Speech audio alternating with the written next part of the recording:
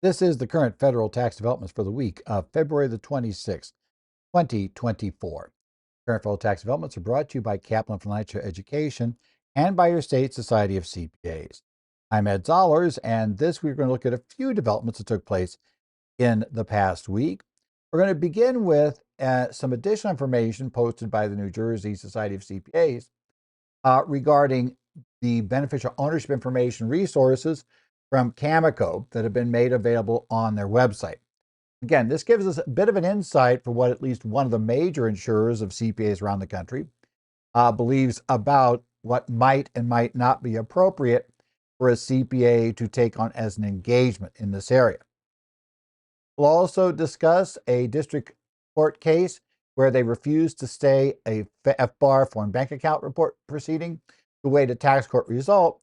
And it was interesting, partially due to the age of the taxpayer. Because literally the case, one of the concerns was that it's possible the taxpayer in this case and or certain other key witnesses, due to their advanced age, might die before the IRS was able to depose them and get their testimony on the record if they waited for a tax court case that had been started against the taxpayer. So interesting discussion. Also, some insight into the reasons why a court might have considered staying a proceeding.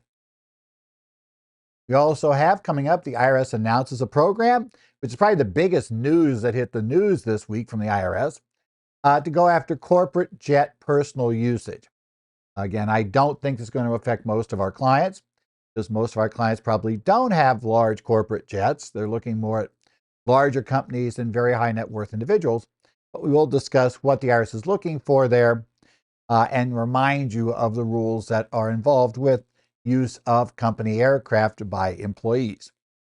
Finally, we're going to look at a lawsuit that has been filed by the state of Arizona suing the IRS over guidance they have given to states that enacted some sort of rebate or payment program with federal COVID funds, but made that payment in 2023. In this case, the state of Arizona is suing, claiming that the IRS has inappropriately ruled that these payments are taxable and wants to try to force the IRS to not be treating these as taxable payments. We'll talk about that. There probably is some question as to whether the state of Arizona has standing to bring this case, and I suspect that is what the IRS may try to argue. Not an attorney, so I'm not really an expert on standing, but it does seem to me very likely that there may be an argument here that, well, nope, Arizona, you're not the harmed party. Had you not filed 1099s and instead then got penalized by the IRS for not issuing 1099s for these payments that the IRS believes were taxable, then you would have had standing. Of course, you've been facing a whole lot of penalties if it turns out you don't win the case. This case, a little different, but we'll talk about this and one of the odd ways the state's trying to claim that they have the right to bring this case is they're going to lose what's in Arizona called transaction privilege tax money, what you might think of as sales tax money. And we're not going to get into technicalities of why Arizona's tax is not a sales tax, but it kind of is. Nevertheless, yeah, that's part of the reason why the state's saying that because these people are going to pay tax on these funds, they won't spend money buying stuff, and therefore the state's going to lose out on sales tax revenue it would have otherwise got into, and that's their theory for why the state has a right to move forward on the case. Maybe it works, we'll see. Let's talk now about the article, and this is an extension of what we talked about last week, but this is a new article posted on the NJCPA website entitled CAMICO Provides BOI Coverage FAQs and BOI Resources. And this is published on February the 20th, 2024. It is available, it appears, to the public. I didn't have to log in with a member to see this. And there are a couple of interesting things on here. As we discussed last week, the letters that, the letter or the document that was posted was really kind of an FAQ from CAMICO, referenced some engagement letters, but didn't give us the engagement letters. So this week, we're going to find out that we start getting a lot of those resources that were mentioned in the other document. One of the key is an 8-page set of frequently asked questions that actually goes over a bunch of things related to the beneficial ownership information reporting under the Corporate Transparency Act. It discusses the basics of the reporting, the basic rules, and obviously this is not a deep dive. I've done a ton of 2-hour sessions.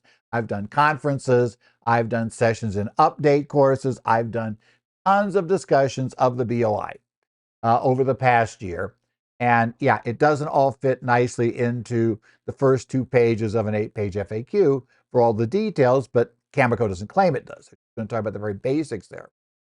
I'll talk about how certain engagements, what is the risk of unauthorized practice of law? How does it relate to the BOI reporting? And, what exactly are engagements which this is the first time I've seen CAMICOs discuss this, at least in something I've seen so far, where they're talking about the type of engagements that, in their view, clearly would not put you at risk because they would not involve the CPA giving legal advice or giving illegal interpretations of facts and circumstances. That is almost certainly the type of case I've mentioned. I mentioned Jim Hamill had discussed at a conference I was at earlier, where we're talking about the case of a single member LLC, could be operating as an S corporation, could be operating disregarded, but where the only owner is one person. It's very clearly the only one involved, right? There's no other agreements out there. And of course, you ask the client, make sure there's no other agreements. But basically, that type of dirt simple reporting, now CAMICO has effectively given the green light to that. And as Jim mentioned at the conference I heard him speak at, I was going to speak more broadly on the BOI, was that, statistically, that's something like, if you talk about S corporations, remember, corporations and LLCs have to file this thing. And in corporations, it's something like 60% of S corporations have one owner only. And unless you really don't have an S corp, you can't really have any hugely complex capital structure. Or if you do have something that would violate, that would cause you to have another owner, shall we say, due to ownership of equity or effective ownership of equity, you probably would have no longer an S corp due to the one class of stock rule that could cause you a major problem. So basically, that 60% of the S corps, effectively, CAMICO is now green lighting those, as well as almost certainly similar ones that maybe has more than one shareholder. But again, it's very clear. It's these 3 people. It's these 2 people. They're the only ones involved. We get the officers, we get them, we've got our reporting. There's no judgment going on. They have direct ownership, and the officers are specifically named under the rules that they're in the mix. So we do those 2 sets. We report them, we're good. So they don't think that would be involved. They do suggest, though, there is a risk of UPL. And the key risk of unauthorized practice of law is effectively what I've talked about. As the ownership situations get muddier, as the agreements are more complicated, as there are various structures involved, when it starts getting messy, that's when I think there's a real risk, whether it's unauthorized practice of law in the state in question, or whether it's just that the CPA does not have the competence, effectively because of lack of legal training, to be able to actually make these properly to make those determinations, and therefore you shouldn't have taken the engagement. Yeah, either one will get you in trouble. So I think we're now moving toward the situation that I've been kind of leaning toward all year, and that I believe at this point is probably where we're going to end up with. Because now, as I mentioned last week, both CAMICO and Aon are effectively now green lighting of indirectly by providing engagement letters. That pretty much suggests, yeah, they realize it's a green light situation. They also have text of the engagement letters are available. And while Aon presented a single engagement letter that effectively had, was for just filling in the simple form, right? Taxpayer, client, you tell me who your beneficial owners are. We might describe the basic rules like 25% ownership and, certain officers or people that could have veto power or direct power over significant decisions. You tell me who those people are. That sort of form reporting. In this case, CAMICO goes a little further. They have the first letter is very much like the Aon letter. This assumes you are simply filling in the report and the initial report, and that's the letter they're giving us right now, is the initial report, not the updated report, right? Updated reports create a whole nother set of issues. And yeah, let's deal with one problem at a time. We're trying to get the initial reports in place, right? But basically, your updated report letter would probably be very similar, except you want to make sure that you've made clear that you're not responsible for knowing when an updated report is required. They also have a broader one that talks about limited CTA advisory services, which does include filing the BOI report. But as I noted, it also discusses some assistance in determining if an entity is exempt, some assistance in determining if a party is a beneficial owner and helping them uncover those groups. And that's much broader, I should say, than what the Aon letter or the first CAMICO letter provides. Now, this again is going to be one of those where the CPA's judgment, if you're a non-CPA, the EA's judgment, which whatever, is going to have to come into play about when you're getting close to the unauthorized practice of law problem, or when you're getting close to beyond, you're out over your skis, right? You're out ahead of yourself. This is not your area. I think seriously, anybody in these reports has got to realize there does come a point when things get complicated and messy enough, and the real issue is a legal one, not just filling in a form. You probably need to be looking for legal advice. They also have a client notification letter that they put in there that explains roughly to clients what this thing is about, how it's going to happen, etc. And again, like Aon, CAMICO is suggesting even if you're not doing the report, make sure the clients are notified about this issue, because there are serious concerns about the "you should have told me," complaints being filed against a CPA, EA, or anybody else, tax preparer, who, they're going to say, well, I count on you to tell me about these things. You didn't. You should have done so. And I think you failed me because you failed to provide this data. And as far as I see, it's covered by your letter. Similar, and with the similar sort of things we've had before about strongly suggesting that you do not try to cover this in your annual engagement letters. You specifically disclaim in those letters that that engagement does not cover any level of BOI reporting. That will be how this works. Now, the article notes something which I've been aware is going on and has been announced by NJCPA in their forums, but I don't know was ever announced to the public, quote unquote, but it wasn't really a deep secret. They do have pending right now a request into the New Jersey Supreme Court's Committee on the Unauthorized Practice of Law, which could provide what looks to be the first in the country unofficial, at least somewhat official, unofficial word from a state on the issue of what exactly in the BOI would be the nature of things that would raise concerns by in this case, the party that actually recommends prosecution for UPL. What would cause them to be concerned? And that could be an interesting document. We'll just kind of keep our eye on that one. I'm expecting that it will be in line with what we're seeing here from CAMICO and from Aon. Now, CAMICO does warn you, and I would warn you as well, that the mere fact that FinCEN indicates accountants would be preparing this report is not by itself controlling, because this is a state law versus a federal law issue, a state law issue for unauthorized practice of law. But they also note that why we get to do the FBAR reports is because of delegation to the IRS for enforcement, and reporting for those forms. And I know, as I said, I've talked with people that have worked inside of the, Department of Treasury, been around FinCEN, etc. And there is a lot of speculation that this is simply not something FinCEN set up to handle.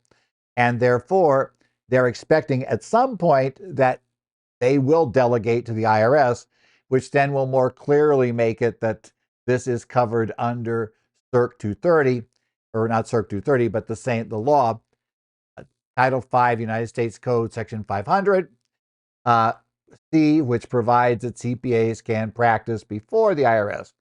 And then under Title 31, grants Treasury the right to regulate that practice.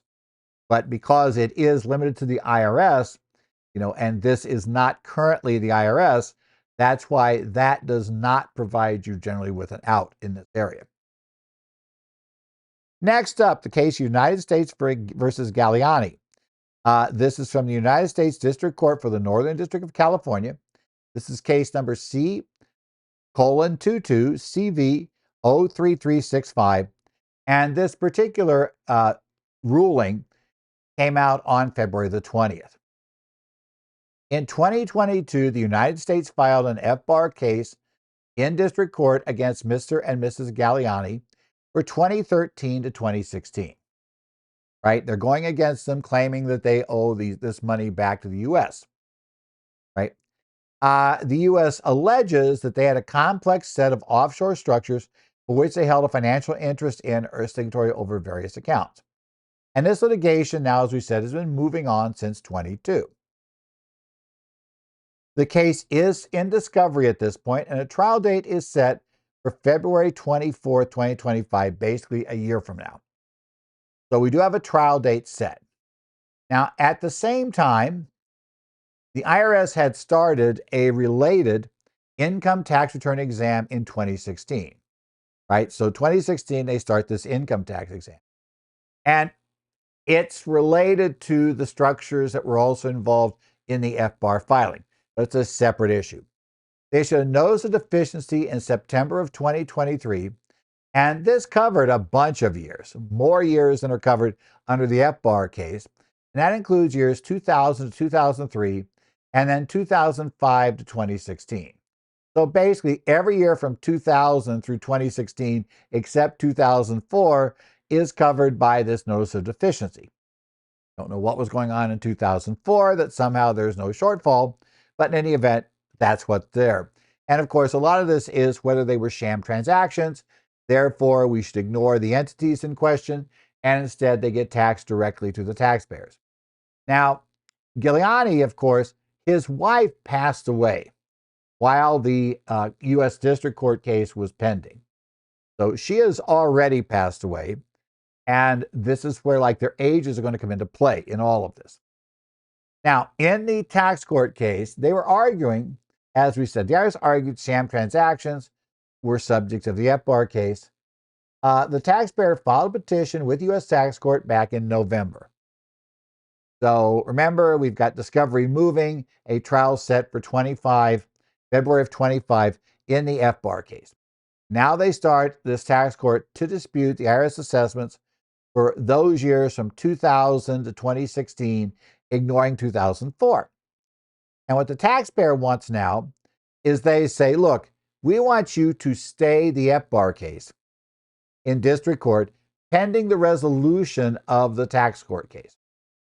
Right? So we want to go ahead and have you stop this proceeding entirely and instead, wait for the tax court case to finish.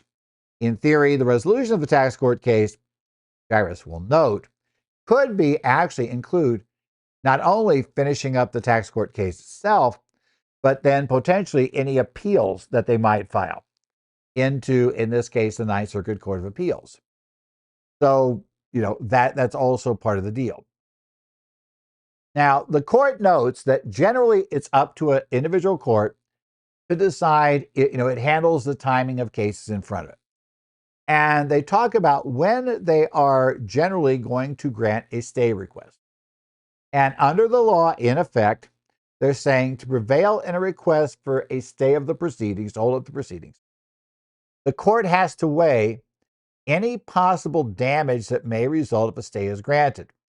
And in this case, damage to the federal government that could complicate or undermine their case. Right? That would be, or make it more difficult for them to present their case. We look at the risk of that by the delay and, figure out what that is.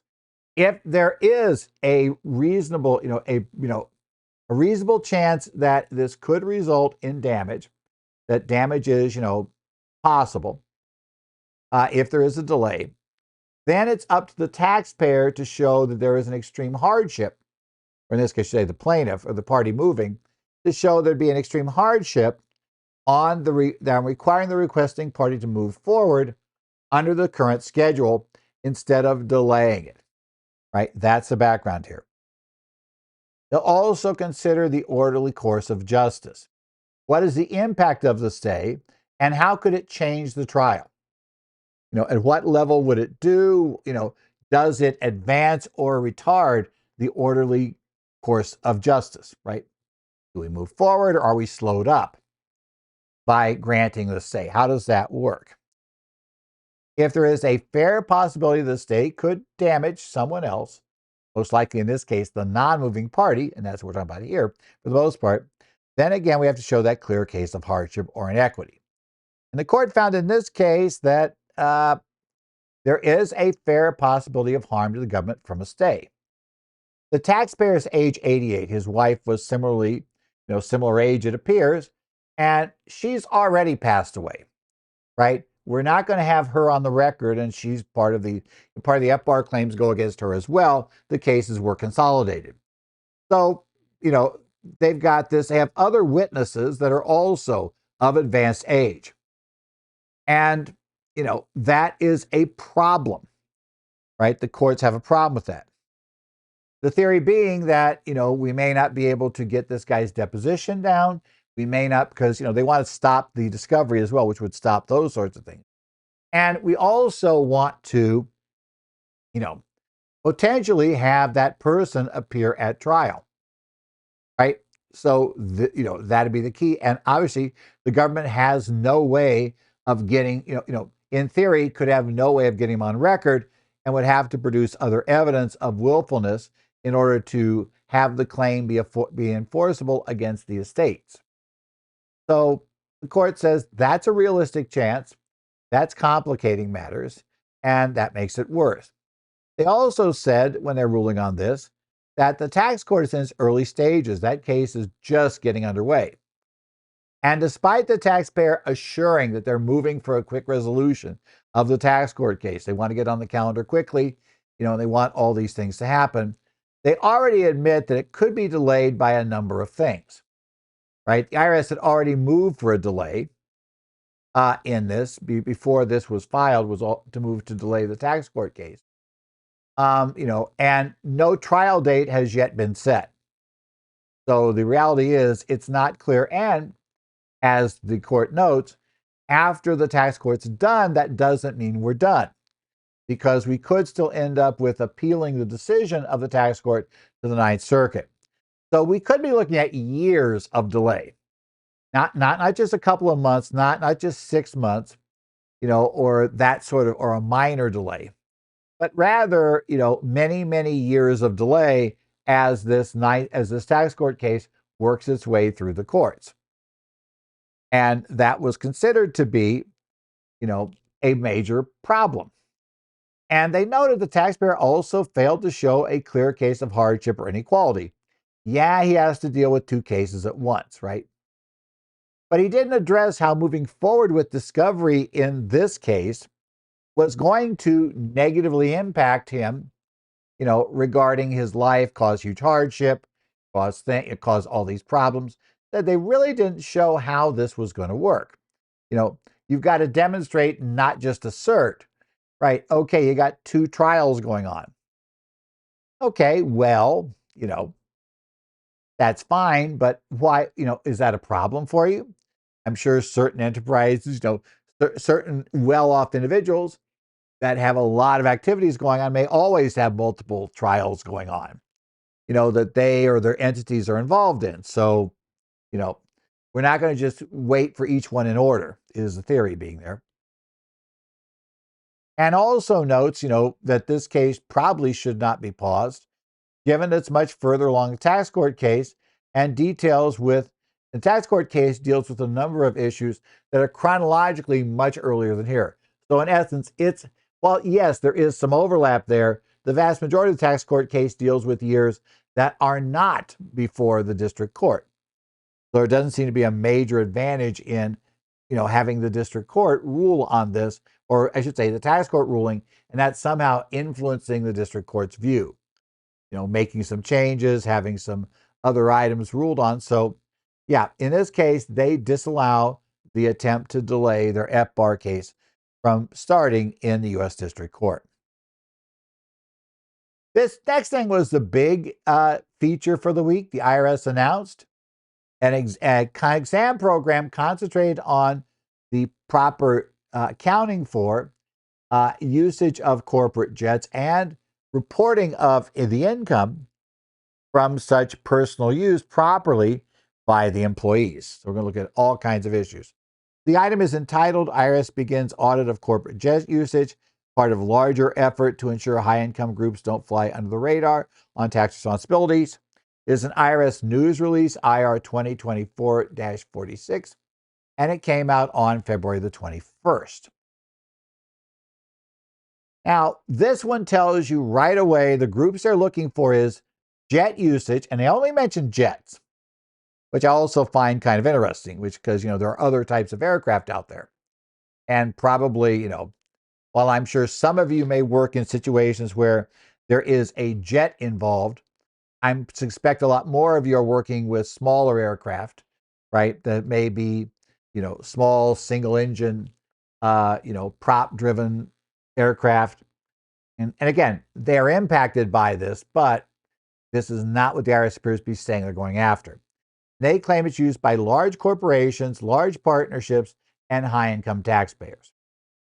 So this is part of their issue. Now, part of that is obviously due to the political positioning of stating, yeah, we're going after the big rollers, etc. So I understand that's political positioning, and I would certainly pay some attention to this if your client has any sort of aircraft, even if they are not a corporate high roller.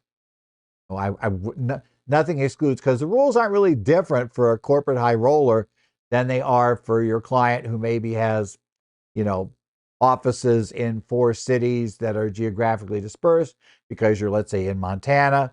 So you need to use that aircraft to go from city to city. Yeah, the same basic rules would apply. One thing which they're looking at here is the proper allocation of expenses between business and personal usage of the aircraft. Remember, business use of the aircraft generally is going to be allowed.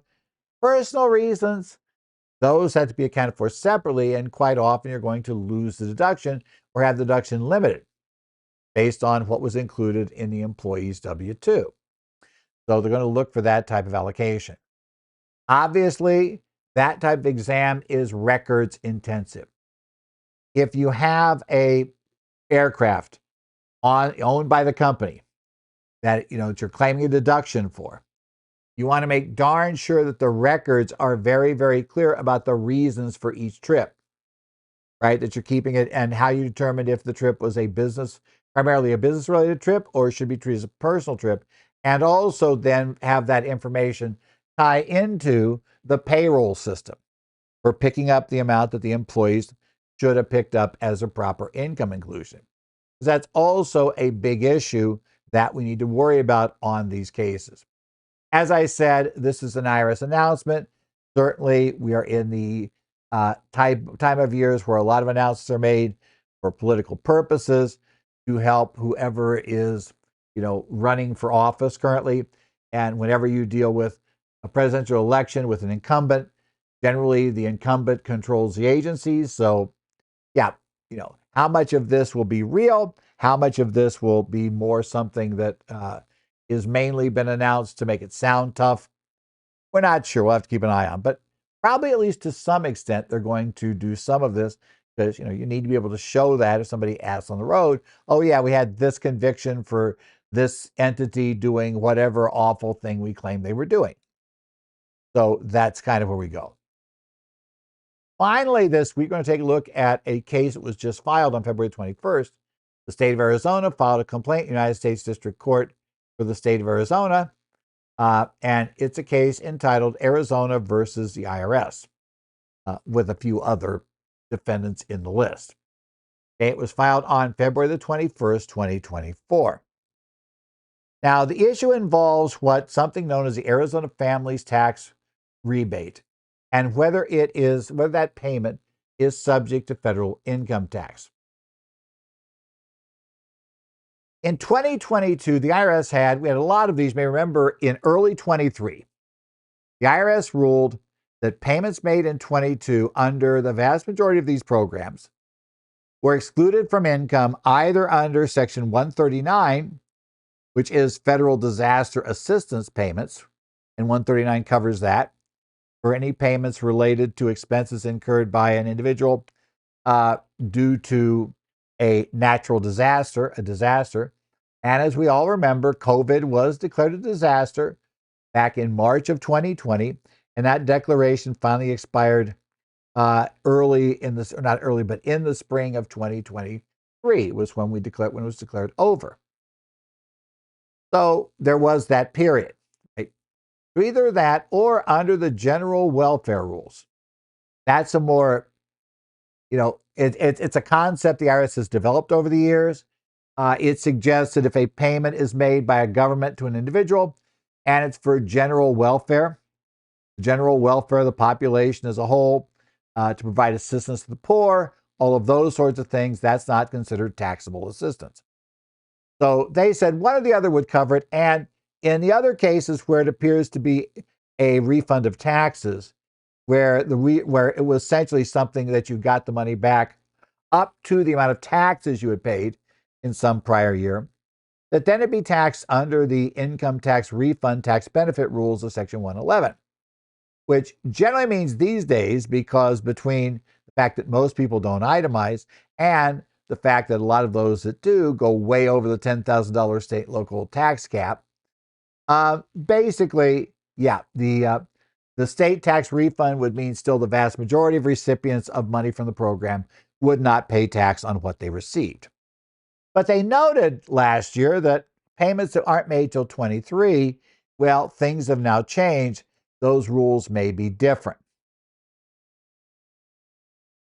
The IRS eventually, in informal conversations with the state, told the state, and I've heard this from people at the Department of Revenue who are in a position to have been part of these discussions, that they told them basically toward the end of last year that they did not believe that the payment system Arizona had could qualify for exclusion under 139 because it was paid after the emergency had ended, and that it didn't qualify for the general welfare exclusion because they're saying this under Arizona's rules, and they did this for other states too, where the top amount it could be paid out for was lesser. But it's a reason that was specifically mentioned by some of the Department of Revenue people on a panel at the AFIT course, specifically why they knew once they heard that they were probably dead in the water, because ours went higher. It could be paid to a married couple filing a joint return, even if their income was at or slightly above $400,000, $200,000 for single individuals and single individuals and married filing separate. So, it could go up to that size. I said, well, that doesn't appear to be helping the poor in general. And, it's not limited to the poor. And secondly, they noted that if you didn't pay any tax in the years in question, you couldn't get any of the rebates. Now, Arizona did not say, though, that what you'd get be limited to your taxes you got back. You just needed to have had $1 of tax liability before withholding and estimated taxes in the year in question to make it work. So it's a little bit odd how they go. And the IRS said, well, that's not a tax refund, because the tax refund, can only go up to the tax paid. So obviously their view is this is something else. Now, I would say that's probably not totally consistent with some tax court rulings we've had for refundable credits, because the refundable credit, in essence, kind of how it would work, and whether a refundable credit gives rise to a refund. If we go back retroactively and apply it against, is that a tax refund, or is that considered to be just standard income? And the courts have generally held that in those cases, that was a tax refund. You tax it under the tax refund side, but once you got above the tax paid, that difference was going to be considered just taxable income. And basically, you're going to have to pick it up unless some other item excludes it. Right? The IRS position, the COVID pandemic was declared over in the spring of 23.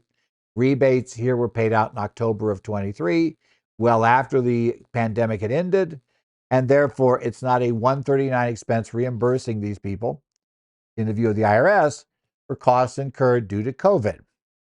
Right? That wasn't the goal. Also, they noted that the program was not aimed at low income levels. They said $400,000, not really low income anymore. So that's going to go. So we didn't have payments, didn't phase out until you got above 400,000 to 200, and then 200,000 for single and married filing separate, 400,000 for married filing joint and head of household. Right? And the fact you had to have a liability meant that it was not, it had to have a liability gain rebate. 1% might have been enough, but again, that suggested it wasn't aimed at the poor, right? Because they often would not have a tax rebate, even though they might have been more damaged by the storm than others, or by in this case, COVID, I should say, than others. Now, so like we said, it's not an income tax refund. The payments weren't limited to the tax paid by the individual. The state of Arizona has now filed suit. They are challenging the IRS position. They are trying to get, a ruling that the IRS can't enforce this. They're looking for an injunction on enforcement.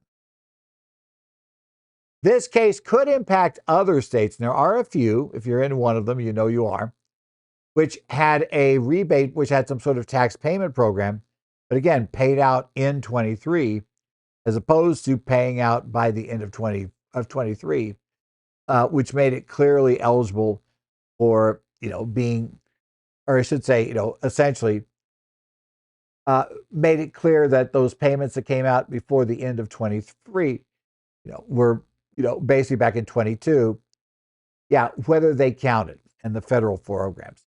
Now, we did know that if you had a program where the payment was to be made in 22, right? It was a payment for 22 to be made in 22, but for whatever reason, for you, the check didn't come out to 23. We already had IRS guidance that in that case, on those 22 programs, you still get the same result you would have gotten under the ruling, whether it's the broader one of you don't pay tax on this thing, or whether it was considered to be a state tax refund. So that's there. Now, where do we go with this ruling? Well, the bad news is if you have clients who got payments in a state in 23, that we're now, we're treating them, and the states are issuing 1099s as if they were taxable, you probably want to watch this case. That said, I'm a little concerned that the courts may decide that, in essence, the state of Arizona has no standing to raise this case. The problem is they're not being taxed. Now, as I said, how the state's trying to work around this is by saying, no, we're damaged by your bad ruling because our citizens who aren't getting the refunds, then to send part of it back in taxes to the IRS, they're not spending the amount sent back as taxes. Because of that, we're not collecting our transaction privilege tax, like I said, effectively a sales tax on those sales. And we've computed that costs the state of Arizona, and they have a computation that they have a number they've included on their document when they filed the initial complaint. I don't know that that's going to get them in. I have a feeling the courts may very well say, no, what has to happen here is a taxpayer has to not report it. The IRS come back and assess the tax, and then the taxpayer go to tax court and challenge it, or the taxpayer could pay the amount initially, but then file a claim for refund. When the IRS disallows the claim for refund, then the taxpayer would then sue in district court, attempting to get the money back. So we'll have to see what goes on. I don't expect this to be fully resolved by the end of tax season. If Arizona were to win, there may be refund opportunities. But, I just don't think, I think time's not on our side, because essentially for this to go through the courts to pick it up, the ruling to go out. And even if the district court did manage to rule before, let's say, the end of March in favor of the state of Arizona, it is wildly likely that the federal government would appeal the decision, which then means we're on the Ninth Circuit calendar, and now we start waiting some more. So Interesting case. Keep your eye on it. But right now, I think it's going to take quite a while if we do ever get a ruling that these payments were not subject to tax. I think it may take a long time. If it's this case, I think it's probably a couple of years. If it's not this case, it could be even longer when we have to wait for a taxpayer who has the funds to do the challenge to end up paying tax on this refund and then turning back around and claiming that it shouldn't have been taxed, therefore I should get a refund. Filed a claim for refund, the IRS disallows it, and now that's why you go to court. So we'll keep our eye on this particular issue. This has been the current federal tax developments for the week of February the 25th, 2024. Current federal tax developments, as always, brought to you by your state society of CPAs and by Kaplan Financial Education. I do follow state societies online.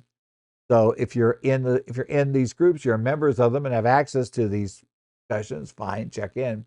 That includes New Jersey Society of CPAs, who already mentioned their online stuff here today, Arizona Society, Illinois Society of CPAs. We have Minnesota and Washington Society. Get them all out there in that background. Plus, I do follow the discussion board that's conducted on the Idaho Society, so any of those will work. Otherwise, we'll check back in with you a week from now, see what else is going on, and let you know what else is going on is the current thing happening in the area of current federal tax developments.